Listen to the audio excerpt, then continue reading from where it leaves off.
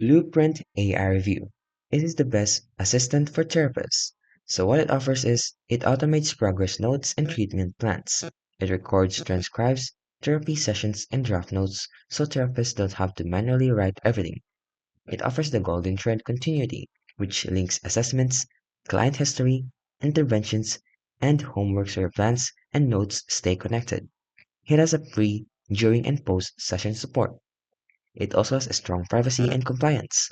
They offer device flexibility and integrations, and they have some positive feedbacks from other therapists. The cons is though, drafts still need human review, and the template and the style has some limitations as well. It also has a possible privacy and ethical concerns. The cost and subscription limits often have session caps or watermarks for the free tiers, and they have a learning curve and some UX quirks where users report it can become clunky. So is it worth it? Well, it is one of the best and better AI assistants for therapists, especially if your workflow is heavy on documentation, you use progress notes, treatment planning, and want to reclaim the time.